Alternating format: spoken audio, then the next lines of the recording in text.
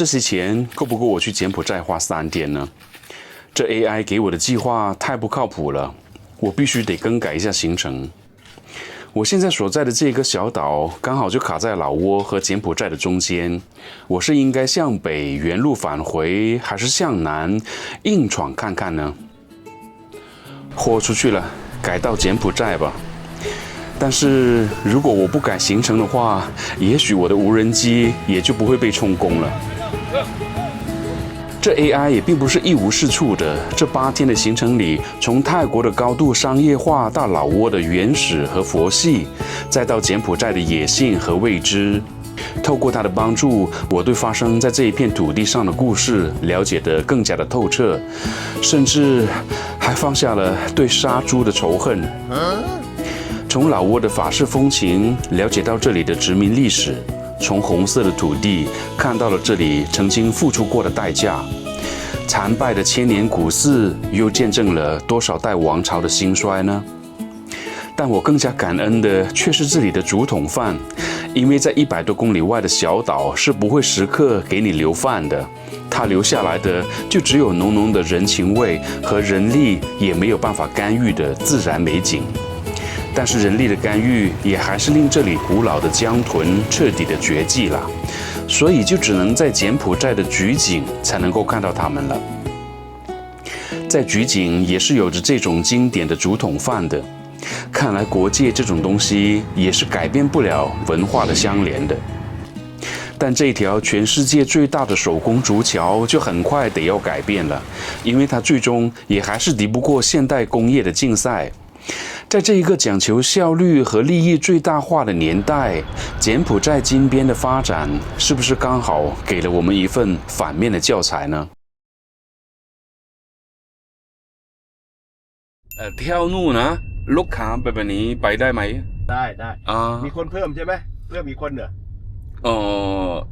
ไม่มี1คนใช่ครับ AI 真是比我聪明太多了。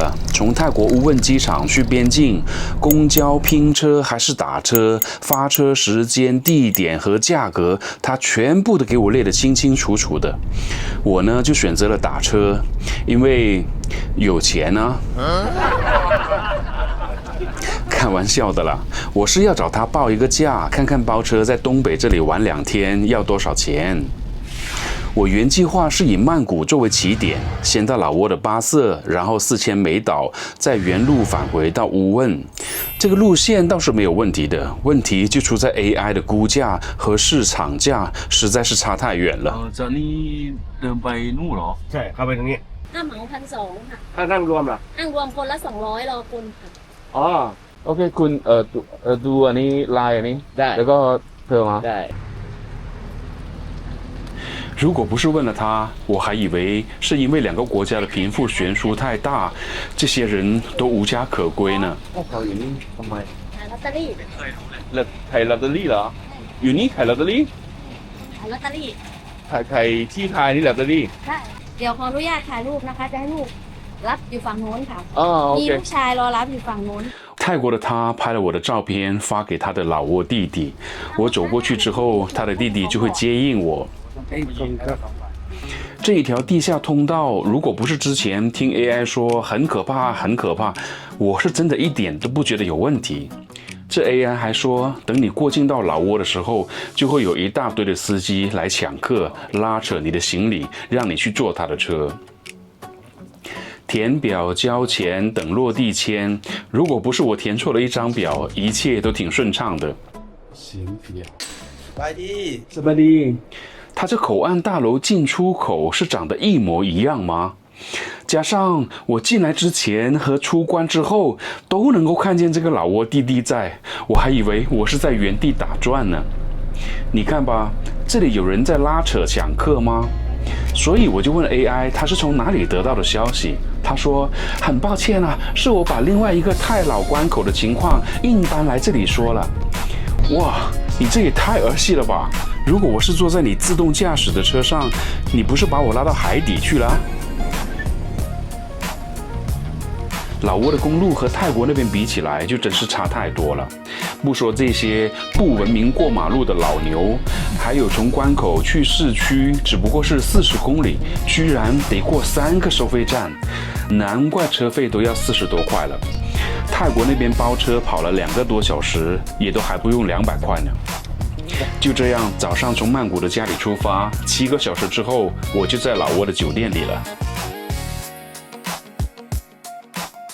这座城市处在东南亚的十字路口，上面是中国，下面是柬埔寨，左泰国，右越南。它是老挝南部最大的城市巴色。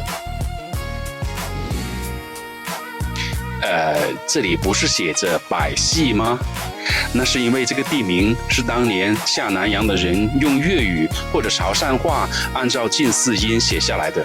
老挝语的巴色是读作巴塞，粤语呢就是巴塞，巴塞，巴塞，是不是有点像呢？在巴色的市区，只要一抬头就能够看见这座山，特别是到了晚上。远远的就能够看到半山腰上面亮着一盏明灯，其实那是一尊大金佛。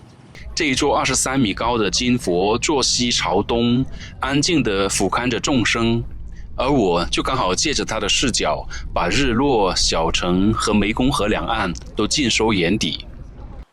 不过这里并不是什么有着几百年历史的古寺，如果你想要找更有历史底蕴的地方，就得再往南边走上几十公里。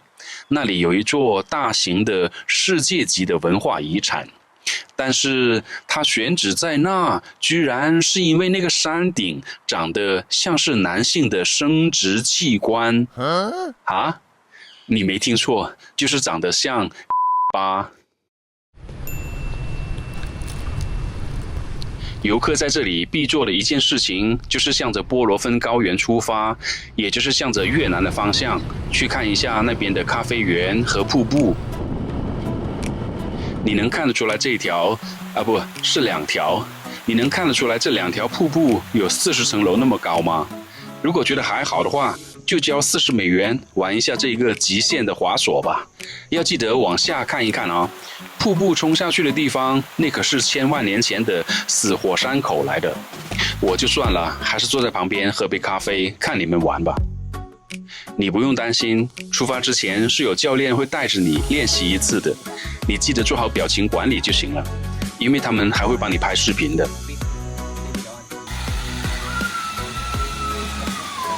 你看人家连尖叫都先练习好。这个滑索是分成3段的，先滑到对面，再从瀑布的源头上面穿过，最后滑回到出发点的附近。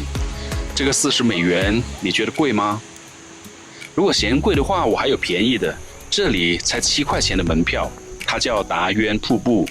刚才那条叫达芬，为什么都有一个达字？因为老挝语里达的意思就是瀑布。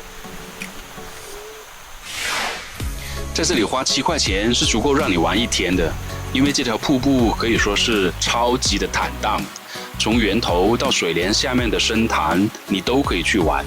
源头这一层就比较宽，水也比较浅，适合一家大小来玩。水帘下面的那个呢，就有点挑战了，身材不行都不太敢下水，毕竟有那么多人围着拍照。如果不想失身，就待在这个亭子，远观一下也不错。这个圆形的天然峡谷，就像是专门为瀑布而生一样，空间感是1等1的独特。如果你不是身处其中，光是靠照片或者视频，你是根本体验不到它的魅力的。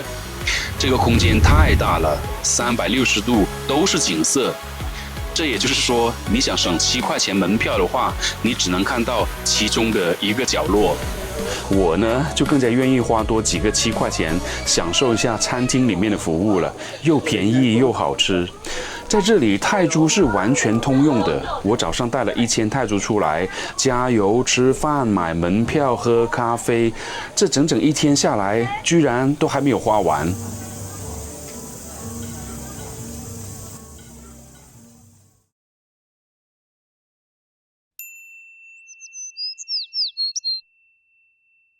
我1年半前就曾经来过巴色了，那时候雨季的还没有结束。这一次决定要重游，最大的原因就是这一座寺庙了。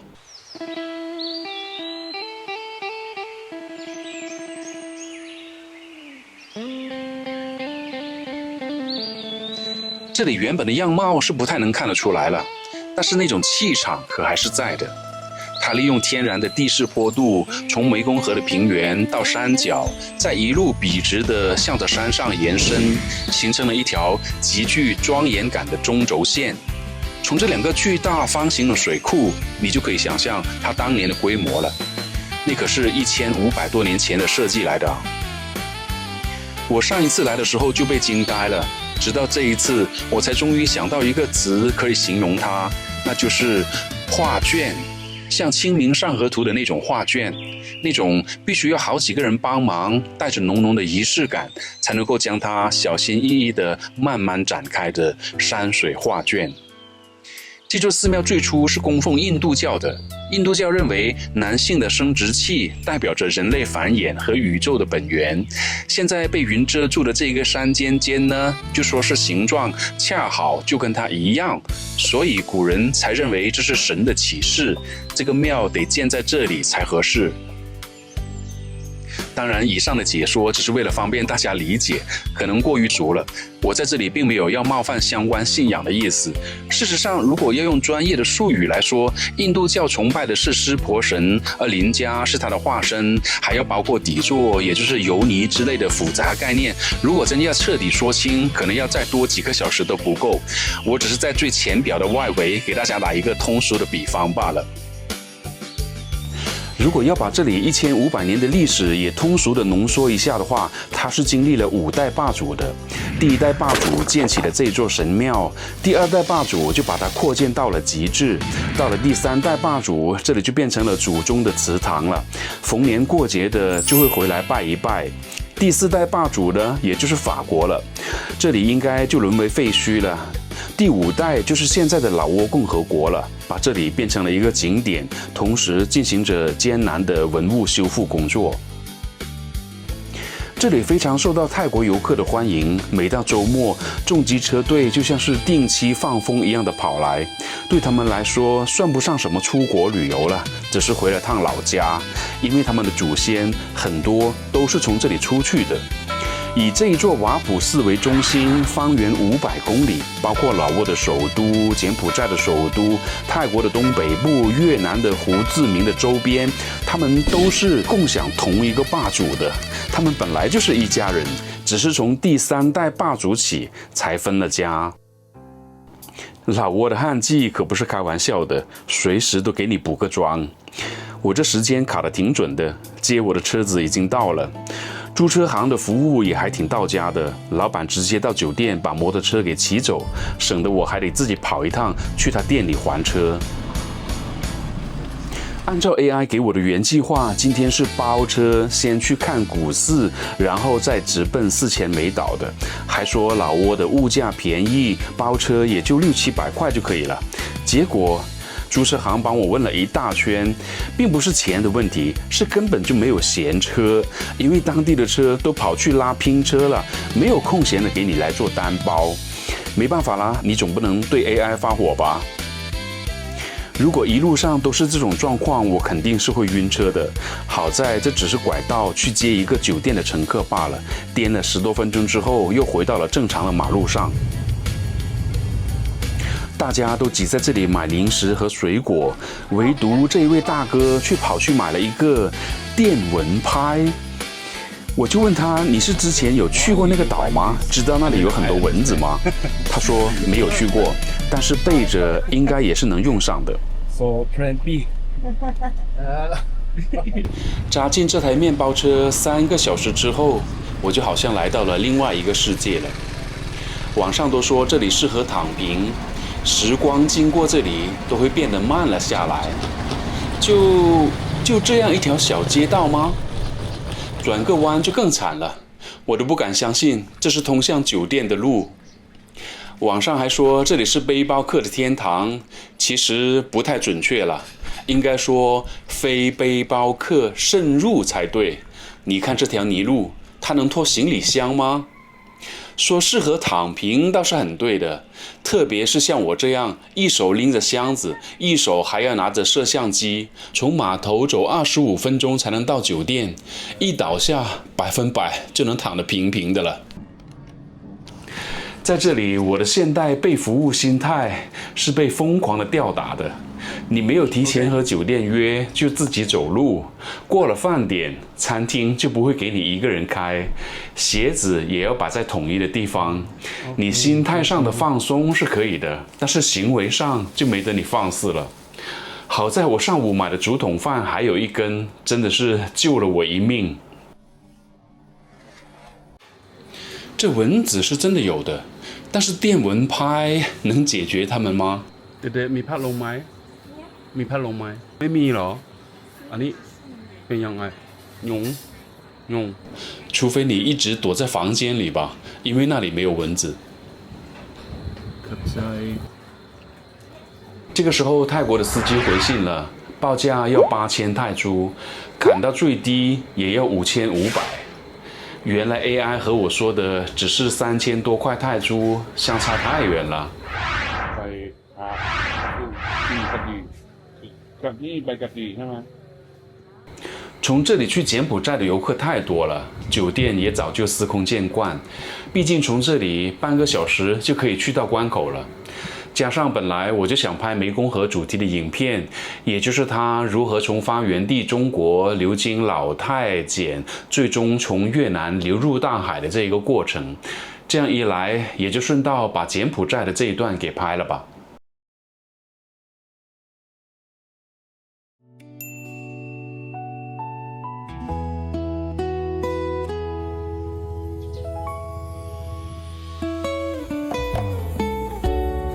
这种清晨醒来推门见景的感觉，终于让我觉得有点值得了。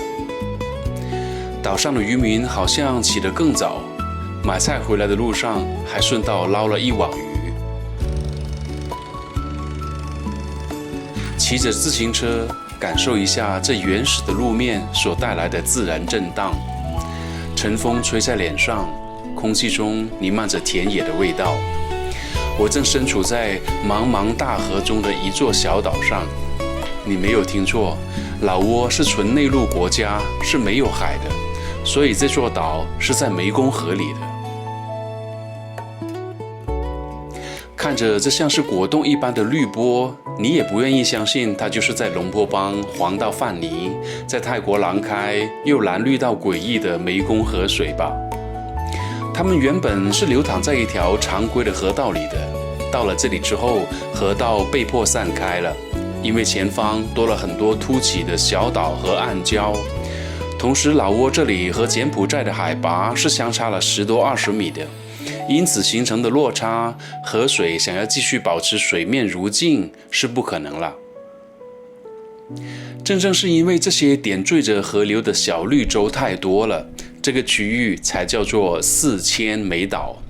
它可不是指的具体的哪一座岛啊，但它为游客所熟知的就只有这2座，东德岛和东廓岛。由这一道桥将它们连接在一起。爱热闹的选东德，爱原生态的就选东廓。我呢，选的是在热闹边边上的，你猜猜是在哪里？等一下，这岛上还有火车？是的，是法国人建造的，但是最终也以失败而告终。为什么呢？等我带你看完那2个瀑布，你就明白了。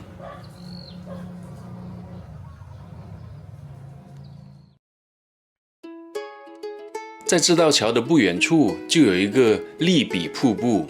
利在老挝语里面是陷阱的意思，比呢就是鬼的意思，合起来就是鬼门关。因为这里的水流湍急，漩涡密布，就好像一台绞肉机一样。如果河里的只是普通的石头，经过几百万年的水流冲刷，它早就被磨平了。但是这些黑色的石头可是玄武岩哦，它可是有着变态级别的坚硬和抗侵蚀能力的。同时这里还有好几级的断层，水流像是冲击着尖刀一样，想一想你都觉得痛。但是景区为了让游客更加近距离地感受这种恐怖，还专门地修了2条步行索桥，让你可以和他们比比看谁更狠。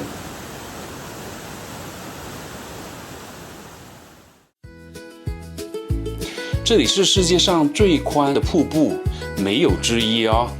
这里的宽度是有10公里左右的，只是现在是老挝的旱季，水流量小了，所以展现不出来那种崩塌感，也就是那种每秒有上万立方的水流冲下断层的景象。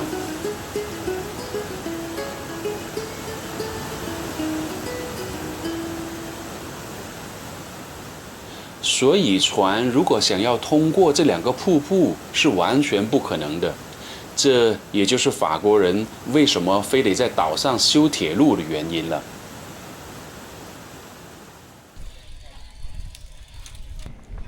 100多年前，法国人想把货物从湄公河逆流而上卖到源头的中国去。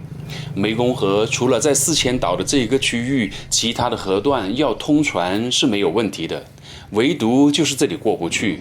于是他们就想到在这里修一条铁路，货物在下游的柬埔寨那边卸下来，装上火车运到上游那边，再重新装到船里。这理论听起来也没啥毛病啊，但是最终他们的失败是败给了老天爷和时代，更加是败给了他们自己。法国人完全低估了东南亚雨季的恐怖，湄公河一发大水，铁轨就被淹没冲毁，那些木质的路轨枕木在高温高湿的丛林里面腐烂，更加成为了白蚁的美味糕点。光是为了维护这个铁轨，成本就高到令人发指。同时，公路运输和卡车技术爆发的时代也到了。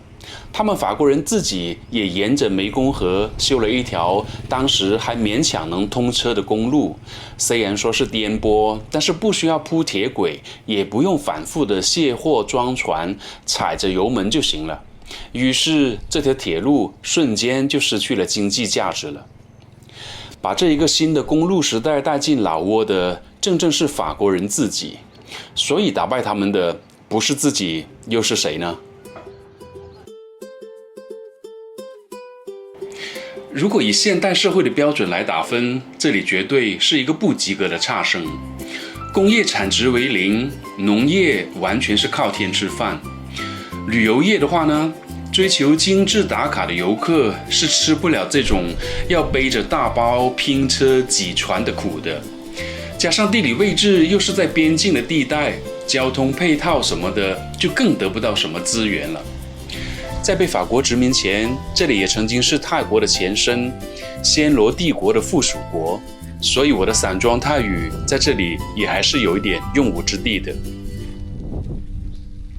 ก็ผิดข้าวเหนียวก็ได้ครับครับ酒店的房间虽然不是什么豪华，但是也算得上是五脏俱全了。主要是空调得给力，现在这个季节白天还是很热的。配这么多的吊床，这里的人是有多喜欢它呀？อันนี้เอาติดๆไปเหรอฮะอันนี้ให้ติดๆเหรอ我以为他要用这个篮子把小女孩装到船上去，带着她去打鱼呢。结果，这是人家的摇篮。原来喜欢吊床是要从小就开始培养的，并且对于经常要坐船出行的他们太重要了。我是后面跟他们一起去抓鱼的时候才发现的。他们一家人吃完早餐，打扫的打扫，外出的就外出，大家各忙各的。我没有做什么行程的安排，这个时候才发现，原来想要身体躺平容易，但是想让大脑暂停就没那么简单了。最后我只好在镇上的咖啡厅找找感觉看，没想到居然认识了一位会说中文的本地人，并且还因为他令我发现了这里的美，不仅仅是在风光里。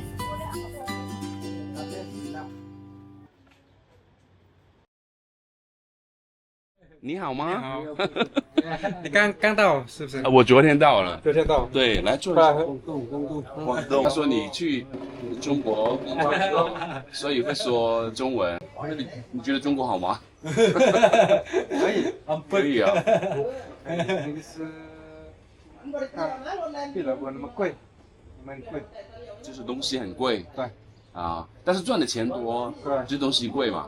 你们中国人上班是上班的，是不一样。我们老挝，我看见他们上班，一边上班一边玩。对，你们上班就是上班，就是上班，纯上班，就是那个类似快递这样。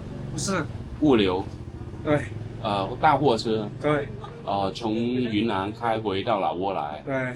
装老挝会装香蕉，装现在有西瓜，有西瓜，有玉米，玉米、西瓜那些回中国去。对。对，那可能在这里更加的舒服一点吧，相对老挝其他地方。对。这里是没有那么大那个压力，没有大压力。对。是他们有钱多是有，房子大，有宾馆大，有钱多。这里大家差不多。这里是你看外国人来这里，他们在这里很久。Phil 他是英国人，他在这里9年4年了。他就在这里开这个酒吧。你们干什么太快？我在那边我看了，太快，非常的快，对。虽然说中国的压力大，但是去那边赚钱的动力也是挺大的。他说他过一阵子还是要回去那边工作，也许也正是因为他曾经在高要求的中国工作过的关系吧，他为我安排的行程环环相扣，无缝衔接，从坐船到坐车再到买门票，完全就是超级 VIP 的享受。全程快4个小时才收了200多块钱的人民币，可以说是一趟非常成功和专业的统筹。สบายดีไปใช่ครับ50,000ก็ได้ครับ1 ลิตรประมาณ25,000 OK。现在我们是在去孔恩大瀑布的路上，路两边的民宅也好，农田也罢，我不太想只用先进和落后去评价他们了。他们给我的感觉就只有2个字，那就是真实。这路上又热又晒，风还那么大，但是这位大哥居然唱起了歌来。看他这时停时动的嘴型就知道了，他的歌是有预留前奏和间奏的，是一首完整的歌。我觉得他应该是一位专业的歌手。瀑布这里离柬埔寨也就20来分钟的车程了，附近这一带都是属于老中合作“一带一路”的巨无霸项目，也就是复制金三角的模式了。反正是怎么豪华就怎么弄，为了达成目标不惜代价的那种，又或者说是不择手段也行。真的是茶费有腻了。不知道司機懂不懂什麼是共享充電寶呢？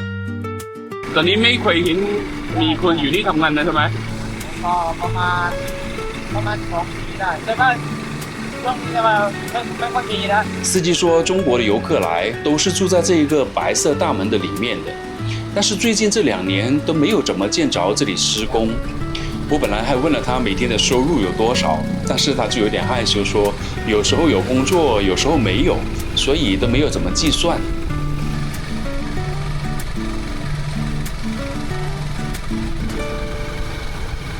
อยู่นี่มีคุณจินทำพลังงานอยู่นี่ไหมอันนี้เหรอเป็นร้านเป็นร้านขายผักธุรกิจนี่เป็นร้านจีนอันนี้ก็เป็นร้านจีน摩托车。他又贴心的把我送上了船，告诉我回到岛上之后会另外有安排送我去利比瀑布。我这才知道，下午我一个人独坐一艘大船，并不是阿伟给我安排了什么 VIP 的服务，只不过是进出岛的船都是共享的。那会儿那台大船刚好要去拉大件的货物，就顺便把我带上了。现在返程，我是要和别人一起来拼船的。OK， ครับ你好。马上他是自己好，他赢了钱就带我去，不是在赢钱吗？不是在打牌，不是啊，是工作分钱。对。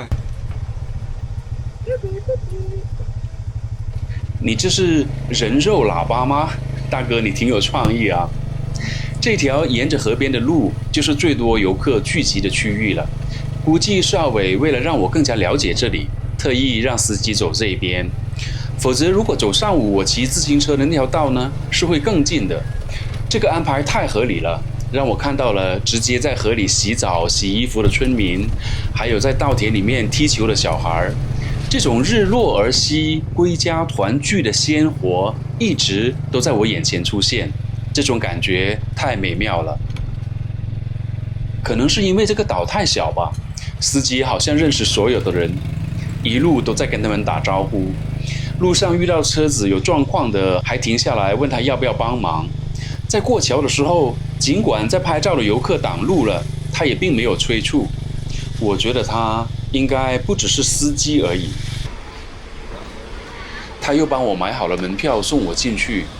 在这个利比瀑布，如果你光是在这个观景台，是看不到这些航拍的画面的，视觉非常的受限。你一定要上到索桥去，在那里才可以感受这里的震撼，并且还有可能看到渔民为了抓到这里独有的巨型湄公河鲶鱼，在用生命和瀑布拼搏。回程的时候，这座历史桥聚满了打卡的游客。法国对这里60多年的殖民，如今也就只剩下这一条没有护栏的桥梁了。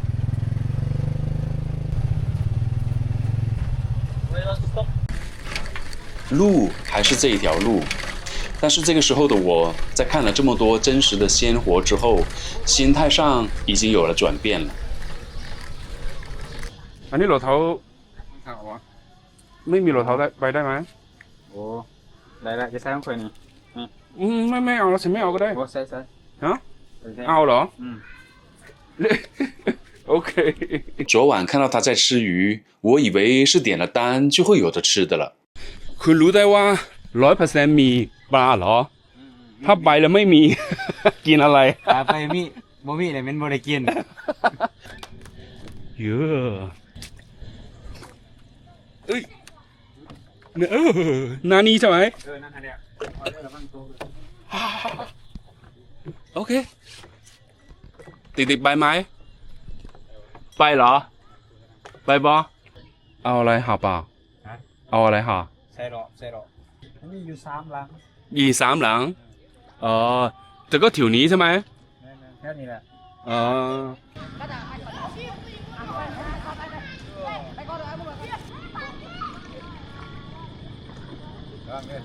อยู่นี่เหรอ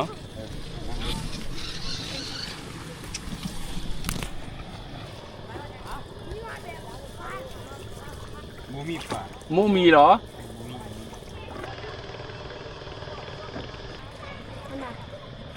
ใช่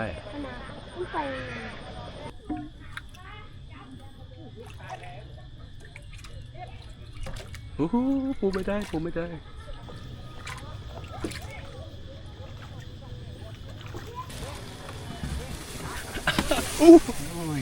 อุ้ย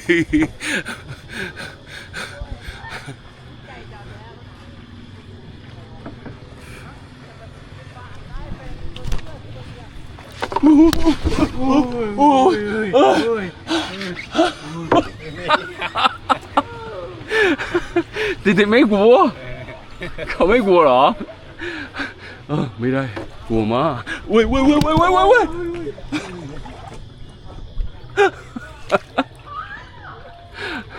这个船身太窄了，一直在左右摇晃，我的重心完全对不上节奏。现在我终于明白他们的这个吊床的用处了。กลัวจริงๆ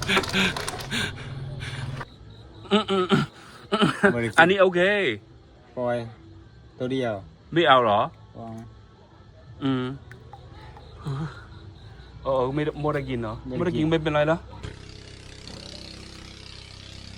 我觉得这些条件可以再升级一下，起码解决蚊子的问题嘛。这牛在门前过，狗在床边晃，总会有客人嫌弃吧？还有这些泥路怎么能吸引到游客来呢？电子化这些手写的单据，不是效率更高吗？当年来这里修铁路的法国人也都是这么想的。吃完早餐，今天就要出发柬埔寨了。说是先突突来酒店接去码头，从码头坐船回到大陆，然后再坐面包车去关口，我们就自己走路通关。过去那边之后，再换上柬埔寨的车。这里可是没有什么公共交通的，车票都必须要提前买好，所以这里都是以背包客为主。常规的游客，特别是华人游客，就肯定不会这么走了。毕竟这里并不是什么旅游口岸，它更加像是一个货运的口岸，并且是中国和柬埔寨货运的必经之地。中国的货物从昆明上了中老铁路，直奔终点站老挝的首都万象，从那里换成卡车一路南下，经过这个口岸，再前往柬埔寨的首都金边。反过来，柬埔寨的农产品也是从这条路线卖到中国去的。AI 告诉我说，这是一条全东南亚最腐败的边境线，让我要好好的拍一下他们丑恶的嘴脸。事实上，我只是被加收了4美元。看来他说的这个东南亚之最也算不上有多贵。如果你想要详细了解的话，可以看一下我单独剪辑的视频。So how much you been charged in the Lao border? $2. 车上的乘客似乎也都不太懂这个行程是怎么安排的，因为我们这一车人的目的地是根本不在同一个方向的。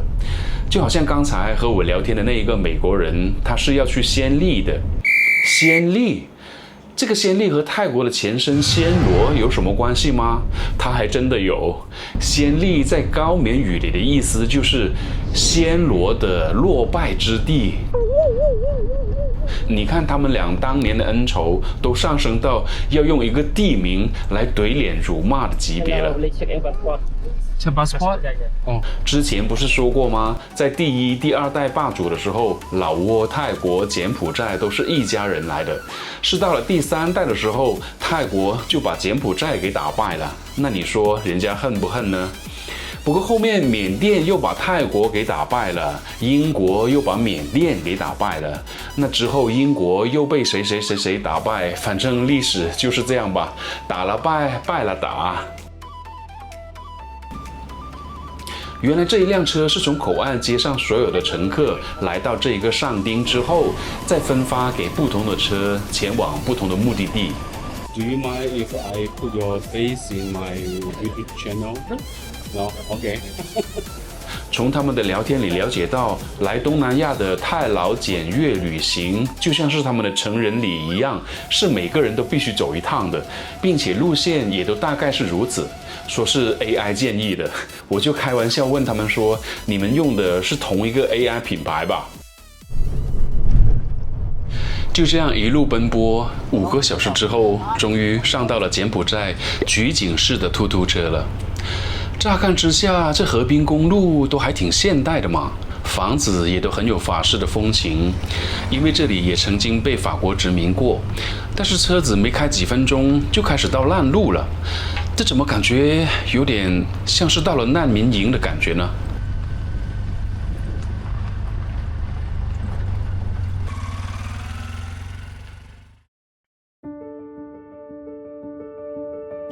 举景的高棉语读音是 Galazet， 它是用法语按照近似音写下来的，现在用英文来读，它就变成了 Galadet。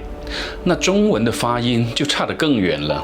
但是如果你用粤语来读 Galazet， 是不是稍微接近一点呢？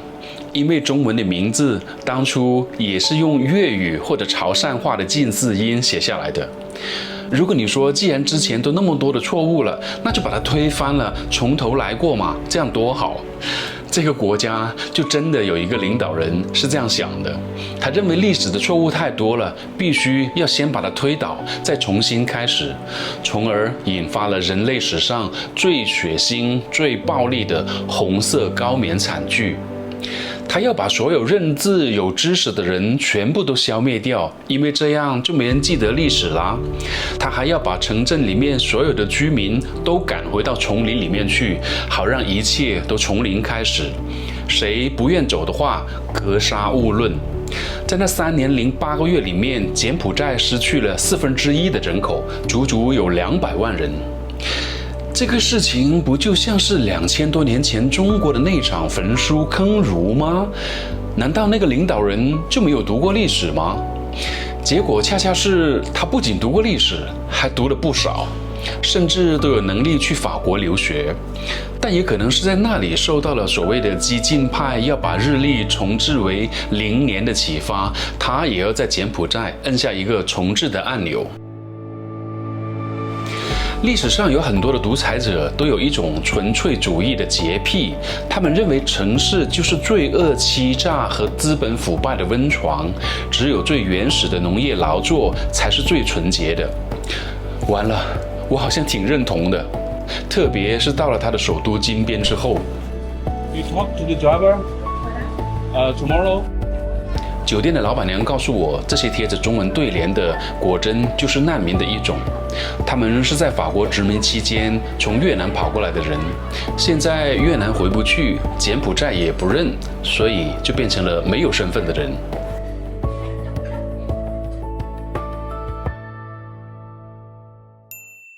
早上6点半我就得从酒店出发了，因为江豚只有在早晚水温低、氧气少的时候才会频繁地冒出水面来换气。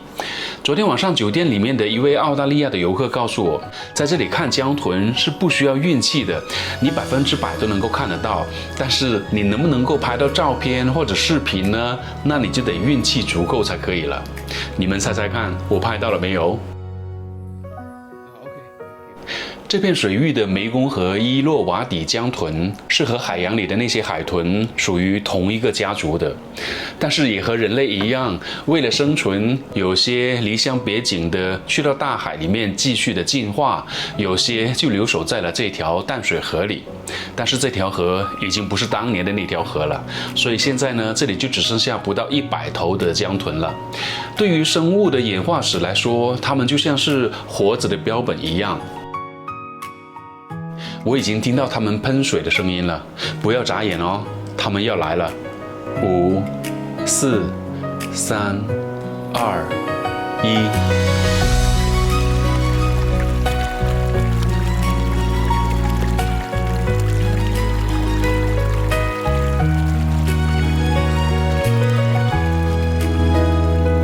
事实上，我当时是同时架着3个设备在拍的，但是就只有手机能够抓拍得到，经常都能够听到他们鼻子喷水的声音。但是等你把镜头移过去的时候，都已经太晚了。在柬埔寨的红色高棉时期，被祸害的不仅仅是人类，他们也被炸药捕杀，然后提炼鱼油。这还不是拿来吃，而是拿去打仗，也就是把它们当作机油来用。到了今天，上游的大坝和非法的电鱼继续的把他们一步步的推向绝境。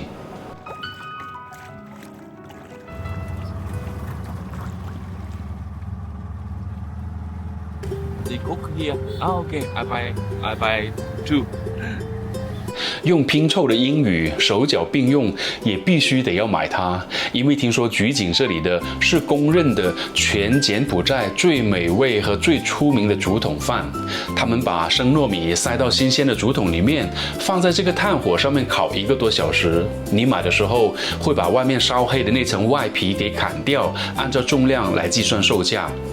这一份呢就是菊井酸鱼了，说这个也是菊井乃至整个湄公河流域最硬核、最地道的生猛小吃来的。把生鱼肉去骨剁成泥，再拌上大量的蒜末、辣椒、盐和烤米粉，然后进行自然发酵2到3天。外面包着它的叶子是自带有一种特殊的苦味和酸涩味的，但是它就刚好中和掉了生鱼肉的腥味，再配有几颗辣椒籽，吃起来有一种鲜苦后回甘、酸辣又交织在一起的感觉。但是如果我告诉你这个叶子其实是苦楝树或者叫做苦苓树的叶子来的，你会不会被吓到呢？它明明是有毒的呀。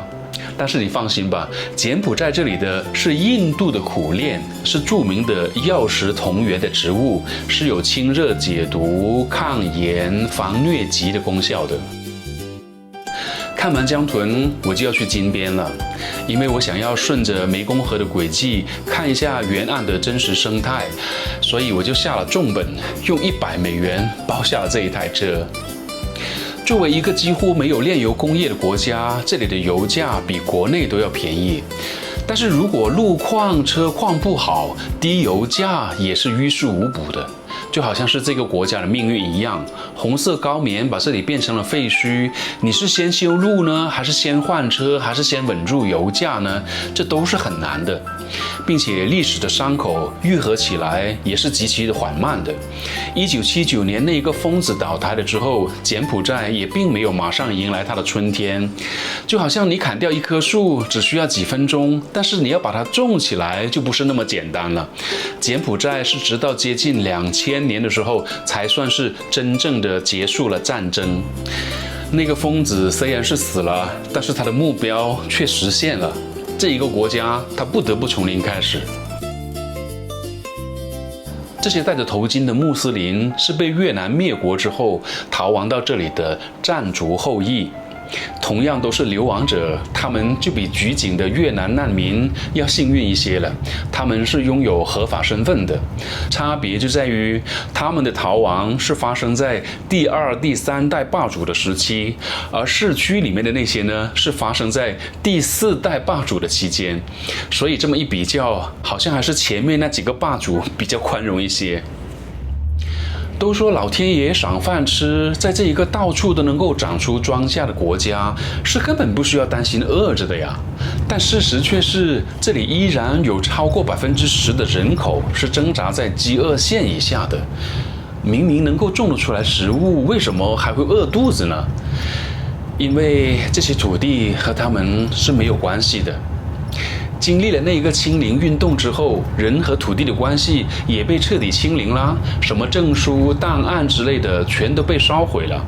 再之后，跨国的资本就盯上这里的土地，用它们来种橡胶、甘蔗那些比大米更加能够赚到美元的农作物。所以，农民的天灾就不再是以前的那种天灾了，而是这种所谓的现代经济运作模式。原本我是冲着这一座世界上最长的手工竹桥来的，但是河里的这3艘从越南开过来的国际豪华邮轮就实在是太抢眼了。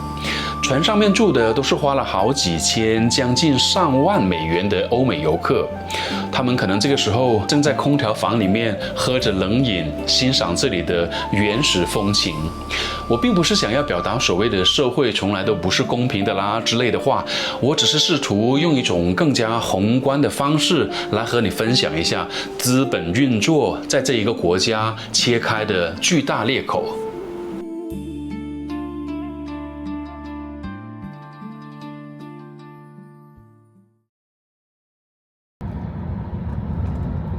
看着窗外这些豪华的像是宫殿一样的住宅，我瞬间觉得我包的这台破车有点太掉价了。金边给我的第一印象非常的好，车水马龙，但是大家都不怎么按喇叭，安静的就像是一个文明程度非常高的国际大都会。但是这真的是完全回到中国了吧？金街广场、音乐餐吧、长乐竹道、兰州拉面。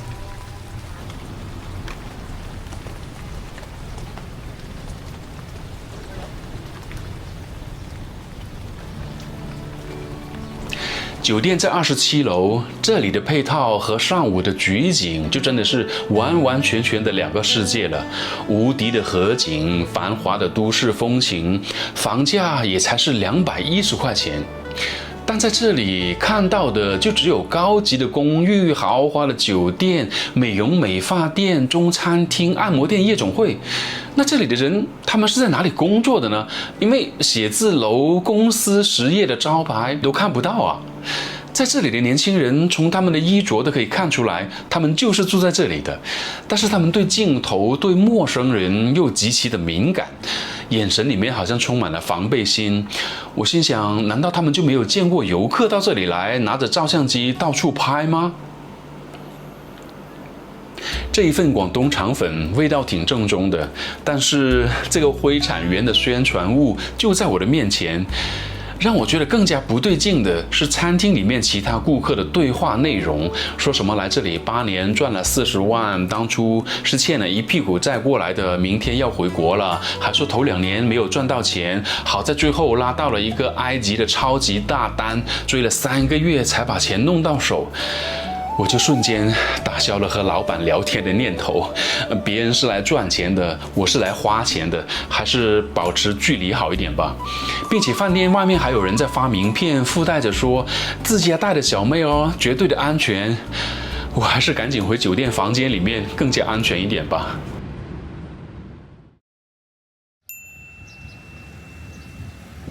昨天刚到市区的时候，看到有很多法式的相对老旧一些的街区，可能那里会更加有这座城市的底蕴吧。但是我走到独立广场的时候，我的无人机就被充公了，因为说那里是国家级的禁飞区。在这里我倒不是想喊什么冤，反正违反规定了就承受处罚吧，虽然心里面也是有点痛。我的美金不够了，我就问经理说这些现金行不行？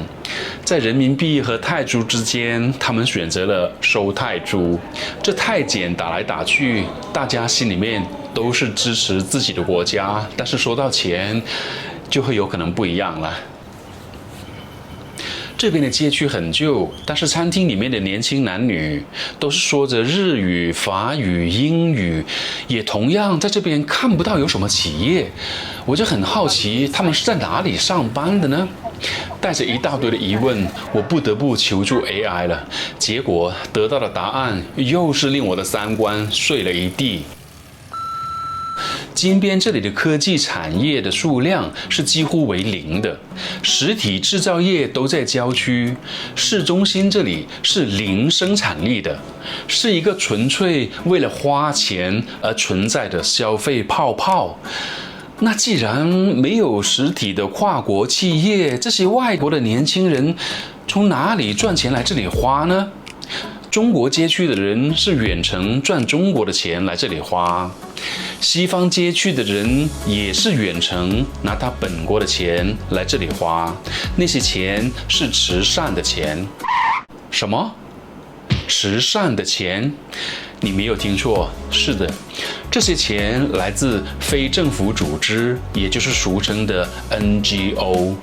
他们的组织在西方募集善款，这些人在这里负责分配下发，但是他们同时都是领着丰厚薪水的，并且他们需要不断的继续收集新的悲惨，以便总部能够有足够的素材去持续的募集捐款。所以如今的柬埔寨是全球 NGO 最密集的国家。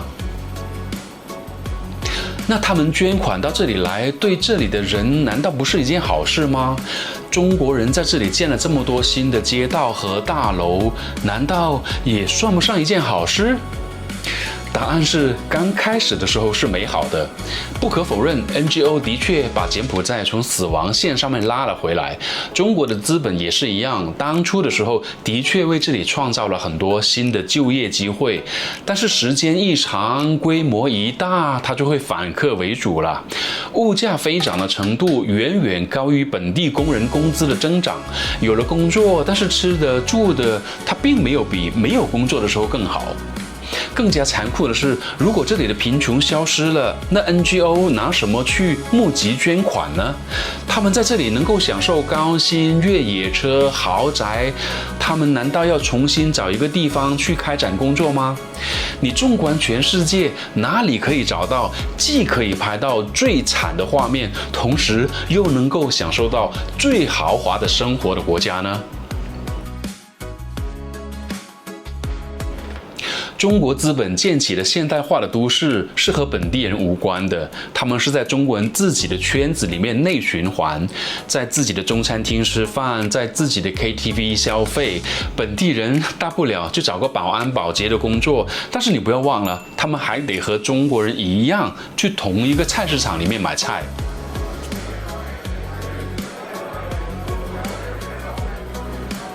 这拿别人的悲惨变为自己的享受，太可恨了吧！还有那些做诈骗的，害到别人家破人亡的，他们怎么就那么残忍呢？在这里，我不得不以杀猪来为你举例了。我说的是真正的杀猪啊！